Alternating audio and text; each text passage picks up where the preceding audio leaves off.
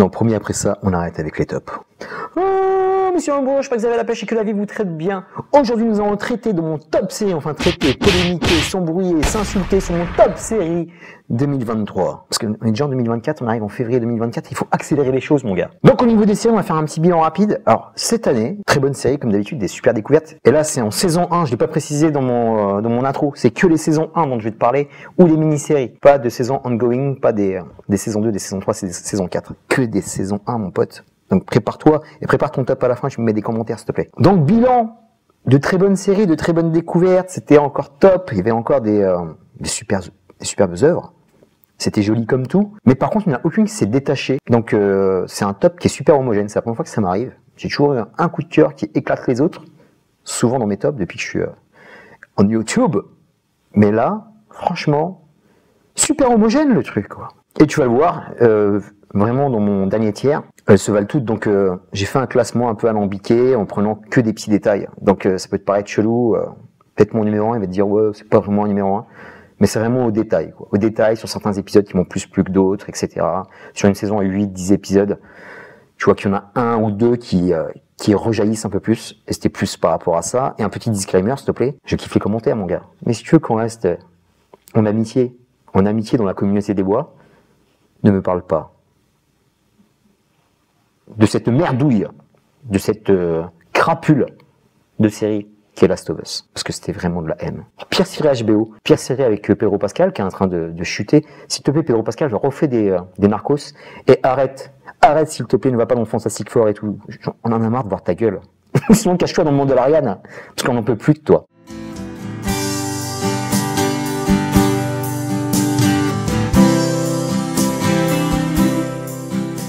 Nous allons commencer par quelques mentions honorables. Tiers groupé au niveau des Coréens, encore là. On peut mettre Glory, parce que Glory, en fait, la fin de la saison s'est passée en 2023. Magnifique. Songs of Bandits, super série historique d'action, un petit mélange des genres hyper sympa, hyper dynamique, avec des super personnages.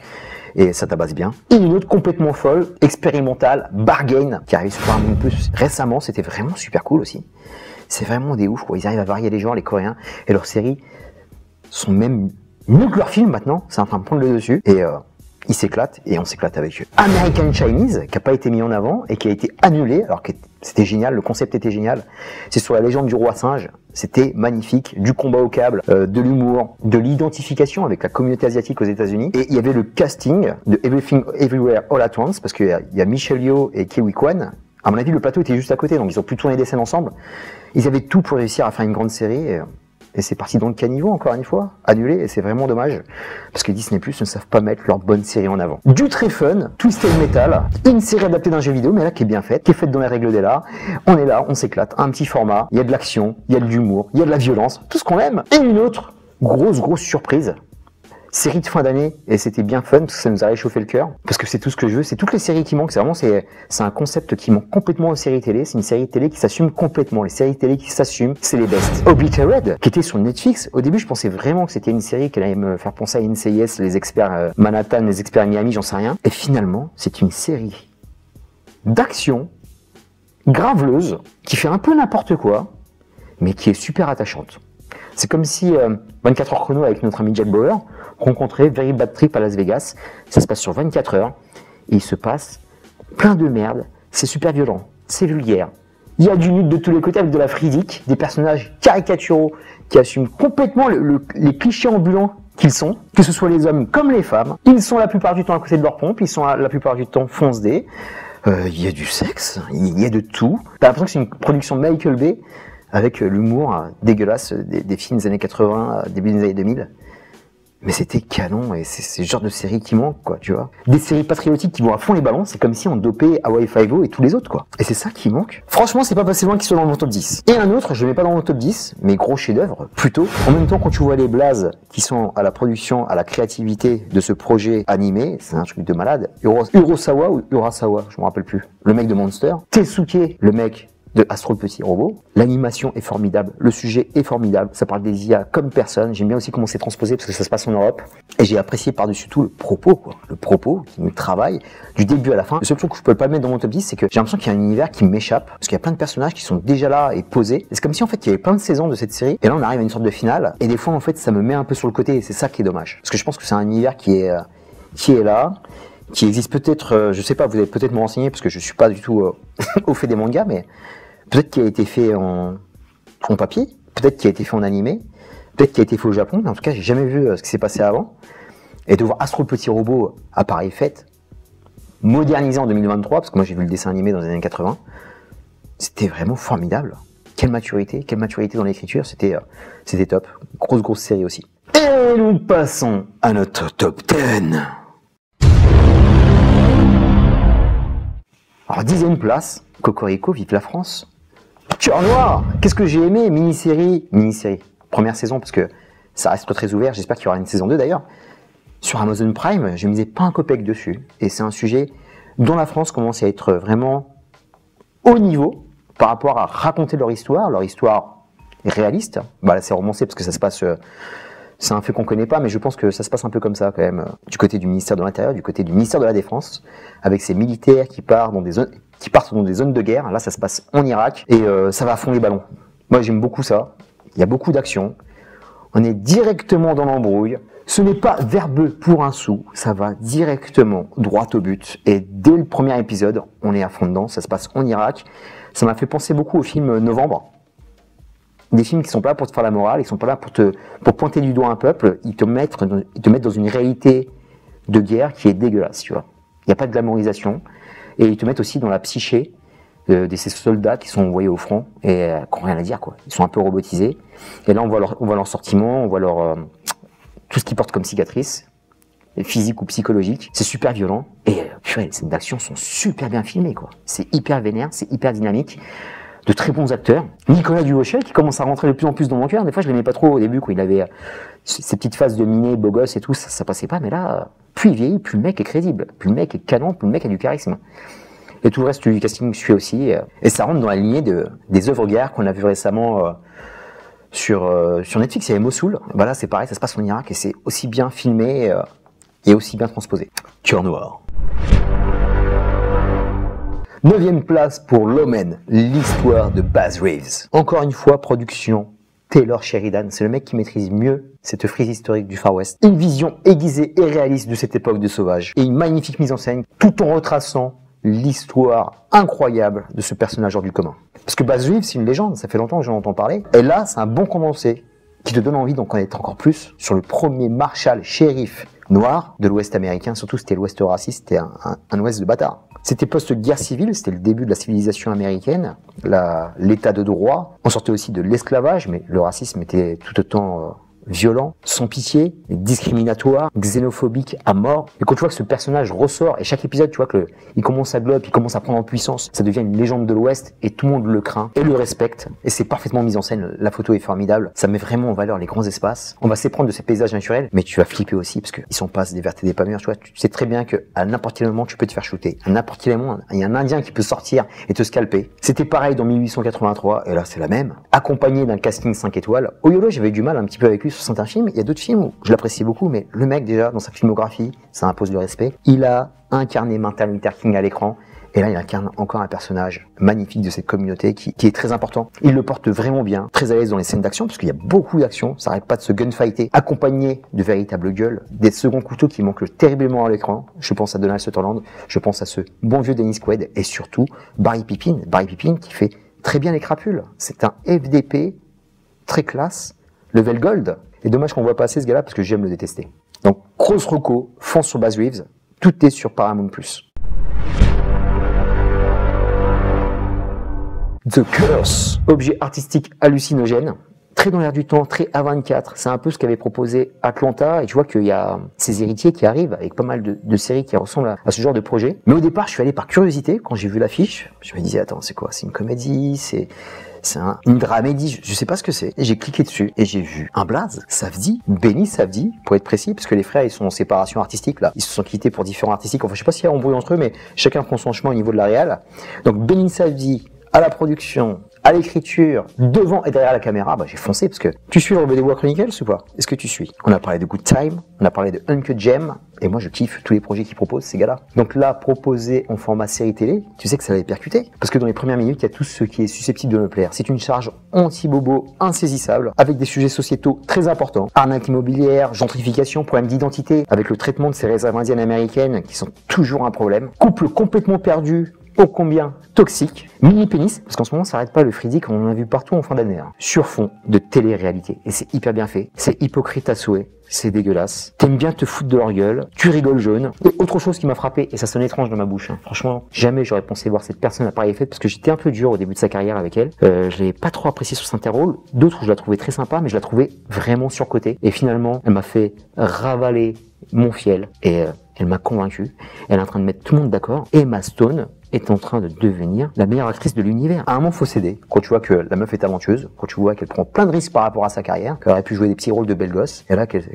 se fout elle-même de sa gueule, et qu'elle suit ce taré de Yorgos Lanthimos sur pas mal de films, tu dis que cette meuf-là, elle a les ovaires bien accrochés. Et tant mieux pour elle, elle mérite toutes ses récompenses. Elle mérite d'être tout en haut, dans le cœur de Robot des Bois.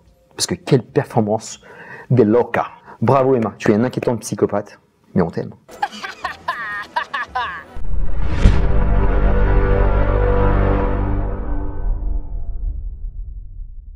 Sanctuary, un véritable shonen qui prend vie de cet art martial ancestral qu'est le sumo. Plus qu'un sport qui a des racines historiques profondes, qui impliquent des rituels, des règles strictes, des techniques spécifiques. Et quand tu vois le loulou qui va débarquer dans ce sport et qui va foutre le bordel, il va le rendre un peu plus rock'n'roll. Et ce mec-là aussi, ce qui est très bien par rapport à sa trajectoire, c'est que tu peux pas le piffrer dès le début. Tu vois que c'est une grosse tête à claque. Et là encore, magie de l'écriture, tu vas l'approfondir, tu vas le faire évoluer sur tous les épisodes. Au départ, tu sens vraiment que c'est un peu une série qui est aussi très comique avec le fameux humour japonais. T'aimes ou t'aimes pas, mais moi ça passe à fond avec moi. Dès que tu grattes un petit peu, dès que tu nous proposes quelques flashbacks, etc., bien sentis, et tu vois toute la rigueur dans l'entraînement et tout ce qui se passe dans le dojo, il y a un super équilibre des forces qui te montre qu'un aspect de sa personnalité et un aspect aussi du sumo, où tu vas en apprendre pas mal, parce que moi le sumo, à part Bloodsport, je connaissais pas grand chose, j'avais pas vu grand chose, j'ai vu quelques highlights sur certains combats, et je trouvais ça impressionnant de voir de telles masses qui se déplacent à une telle vitesse, et ils sont reconnus comme des dieux là-bas, et là la série nous donne tout ce passif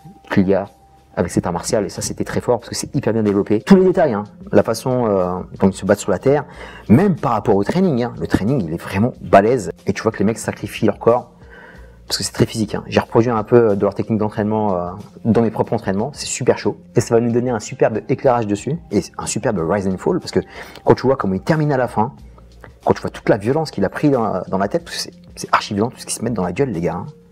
Parce qu'en fait, il n'y a pas que des prises et que des poussées, il y a aussi des grosses tatanes qui se mangent dans les mâchoires, ça envoie. Beaucoup, tellement d'humiliation, que ce soit dans le dojo, par rapport au dojo adversaire, par rapport au coach et par rapport à la tradition. C'est hyper conservateur et tu peux être rapidement mis au banc de ta fédération si tu sors un peu du cadre. Et derrière ça, avec le training montage, avec tout ce qui se passe, purée, comment c'est fort. Sur les derniers épisodes, quand tu vois certaines techniques, quand tu vois aussi la mise en scène qui est hyper bien faite, t'as l'impression d'être dans un animé, quoi. C'est formidable. Et cette fin, quoi, hyper ouverte.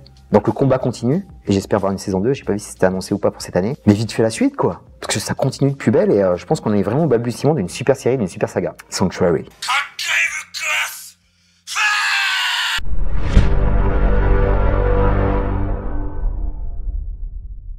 Sixième place pour Shrinking. Je crois que c'est la seule série feel good que j'ai vue. Bon, j'ai vu Ted Lasso et toutes les quelques autres séries que je suis, mais c'était en saison 2, saison 3. Et comme Ted Lasso part, je pense que j'espère que c'est la série qui va durer, parce qu'on a besoin de ce genre de série.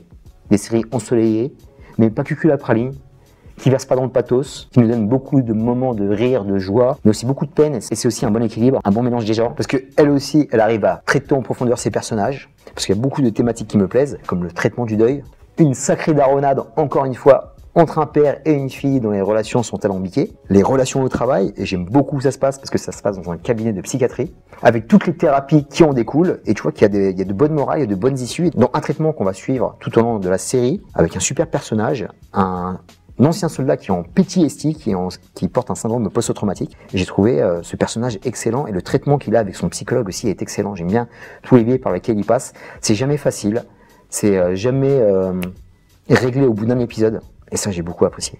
Comme le casting, Jason Segel, je kiffe. C'est finalement l'acteur le plus doué et celui qui, pour moi, a eu la carrière la plus intéressante post-How I Met Your Mother. Et là, il est encore plus touchant, il est encore plus excellent par rapport à tous les autres projets qu'il a proposés avant, même si c'est toujours touchant dans ces comédies un peu graveleuses, ce qu'il propose. Et Harrison Ford super cool, qui est pas là en train de nous faire l'aventurier qui a 90 balais et qui saute comme s'il en avait 20. Il est parti se fourvoyer bêtement dans Indiana Jones 5, mais là, il est bon. Là, il joue une personne âgée. Là, on croit à son personnage. Et là, il est humble. Et ça fait plaisir de le voir à tel niveau. Et le reste du casting suit. C'était vraiment excellent. Que ce soit les personnages féminins, la fille de Jason Segel. Ils sont tous très bons. Et ça nous donne un super équilibre. Et j'attends avec impatience la saison 2 sur Apple TV+.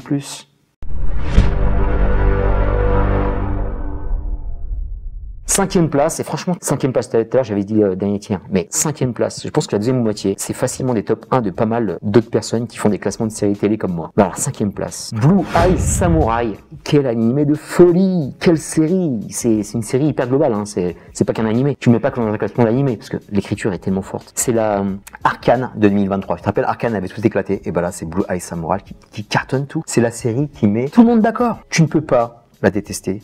Tu ne peux pas la trouver moyenne, tu ne peux que la kiffer. Une véritable œuvre d'art dont tout le monde va sortir ébahi par cette créativité qui jaillit de partout, par l'intelligence du récit, par la poésie des combats qui allie tendresse et parfois mais une violence sans nom. C'est l'animé où tout est à son paroxysme, par rapport à la soundtrack, par rapport à tous les petits bruits, par rapport à la voix des personnages. T'es tout le temps touché. Tous ces dialogues, toutes ces relations entre ces personnages qui sont tout le temps difficiles, qu'est-ce que c'était parfait.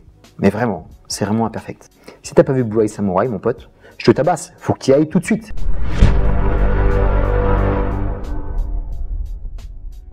Quatrième place. Les Coréens encore là. Les Coréens encore là. Grosse série. Une série vraiment jouissive. Bloodhounds. Le titre en français, c'est la traque dans le sang, mais ça représente pas vraiment une traque. Mais en tout cas, c'était canon. C'était super bien fait. Elle a beaucoup de qualité, la série, mais là où ça a primé pour moi, c'est le postulat de ces deux personnages principaux. C'est d'anciens militaires mais boxeurs. Et ça j'aime beaucoup parce que ça a beaucoup compté. Et c'est vraiment deux boxeurs qui portent un code, qui portent le code du noblard. Parce que faut pas oublier que la boxe à l'époque, le sport de combat était fait par les gentlemen. Tu vois. Surtout quand tu vois la BF à l'époque, c'est fait par les aristocrates en France. Et là c'est la même chose. Ils portent un code d'honneur à se battre s'il faut répondre par la violence, mais aussi un Batman code. Quand tu connais toutes les séries coréennes et les films coréens, c'est d'une violence abusée ou c'est juste là pour buter, parce que les Coréens quand ils mettent un coup de chasse, c'est pas un coup de chasse, hop on arrête, non c'est plusieurs coups de chasse, et là non tu vois. Là c'est des personnages lumineux, c'est des personnages positifs, et même la fin, elle t'ensoleille le cœur.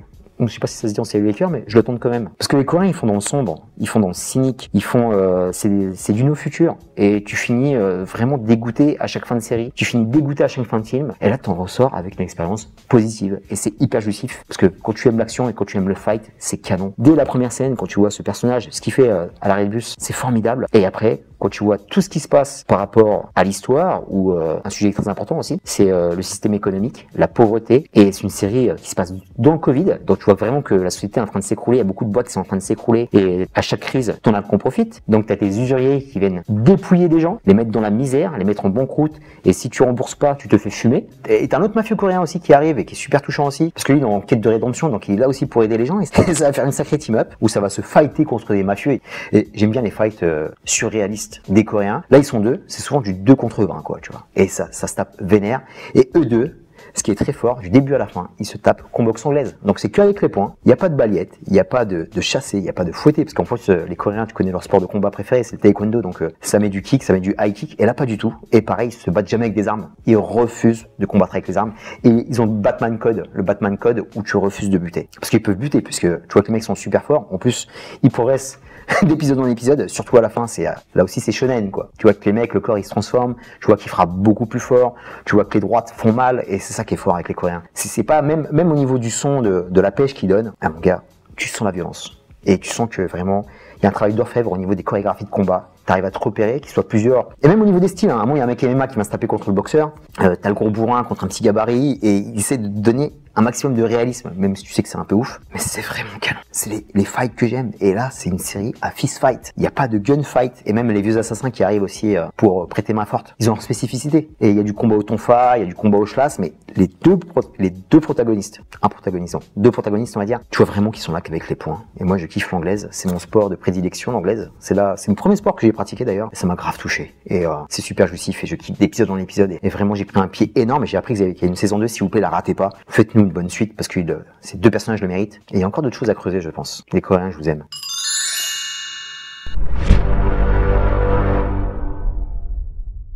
Plus que 3 places, on se rapproche de la fin petit à petit. I'm a Virgo. Je ne donne pas le titre en français parce que c'est une véritable horreur, j'ai pas envie de le prononcer. Donc je suis vierge. Grosse surprise.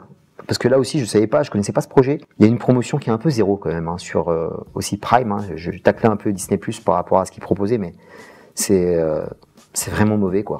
C'est mauvais parce que c'est une série que tout le monde aurait dû voir parce que c'est vraiment tellement créatif. C'est fait par Boots Riley. Si tu connais Boots Riley, si tu aimes le cinéma un peu de ouf, tu dois connaître ce type parce qu'il a fait Sorry to Bother You il y a quelques années.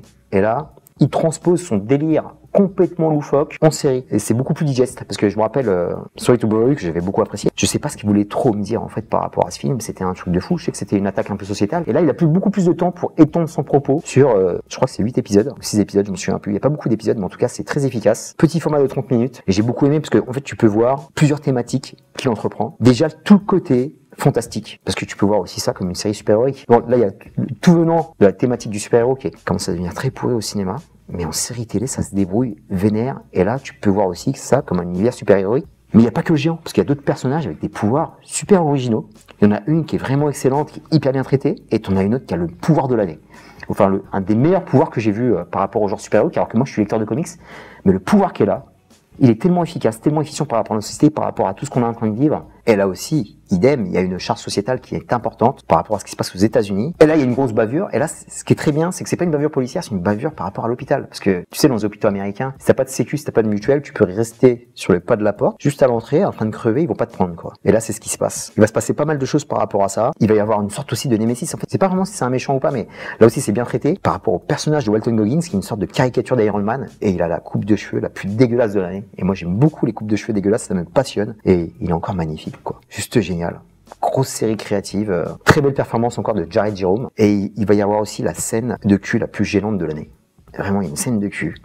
Ça dure très longtemps, et limite j'ai détourné la tête de l'écran tellement ça me gênait, quoi. C'est complètement fou pour faire un truc pareil. Il faut être un psychopathe et il faut avoir quand même des burnes de proposer ça, quoi. C'est une des séries les plus créatives et les plus originales que j'ai vues cette année. I'm a Virgo, fonce dessus. How about this, mother?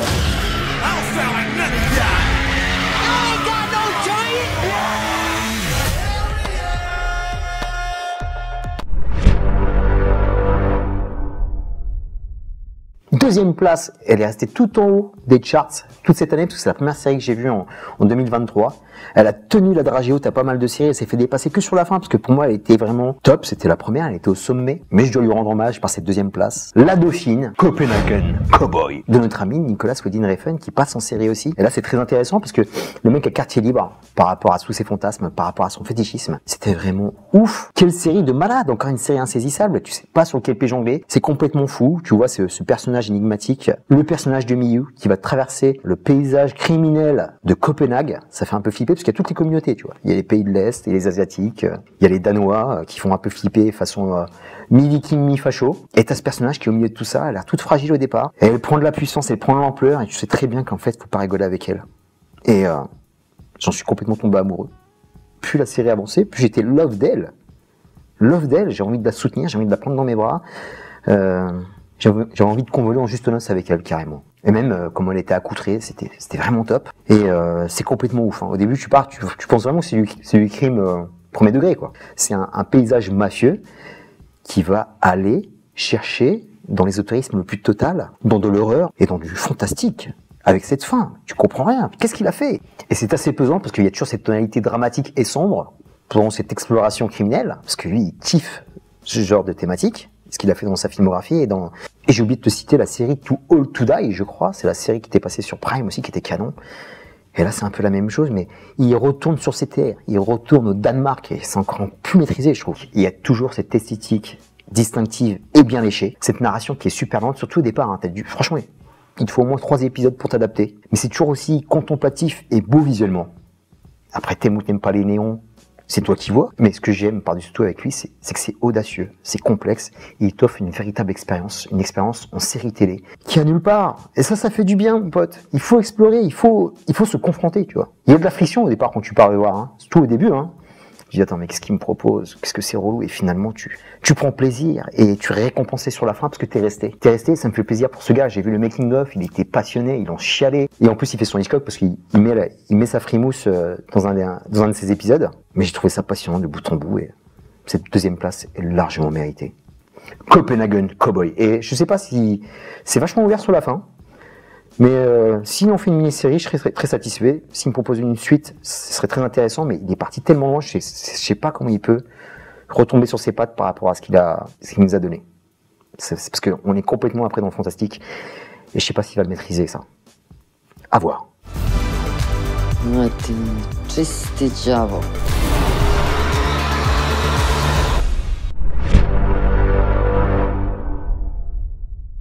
Et première place aussi, méritée, parce que c'est une série, si t'as suivi la chaîne, j'en ai fait un large débrief, et il faut revenir dessus. Beef. Alors, je me rappelle plus du titre en français, je vais rester sur Beef, parce que j'aime beaucoup Beef, parce que c'est une véritable embrouille, qui, c'est juste une embrouille au volant au départ qui va prendre des proportions énormes. C'est vraiment la série, juste par rapport à cette embrouille, qui te montre un peu ce qu'est devenu une société. La civilité a volé en éclats, l'ensauvagement ne fait que grandir, et ces deux personnes, plutôt lambda, tu vois. Bon, il y en a une qui est un peu dans l'art et tout, mais l'autre c'est juste un ouvrier. Et quand tu vois comment ça va se monter en épingle, comment tous les deux ils vont se mettre dans la sauce tout seuls et ils vont aller super loin, ça fait vraiment flipper parce que c'est pas du tout une fiction, hein, ça peut aller très loin. Quand je vois les êtres humains comment ils réagissent pour de la merde et que la vie est trop courte pour se faire ça fait vraiment flipper. Et par rapport à ces deux personnages et même toutes les thématiques, toutes les grilles de lecture par rapport à cette série, le traitement par exemple de la communauté coréenne qui est vachement intéressante et quand tu vois aussi le passif d'Ale Wang par rapport à l'immigration asiatique aussi aux États-Unis, c'est vachement intéressant. C'est tu rigoles jaune, c'est vraiment de la bonne comédie noire. Et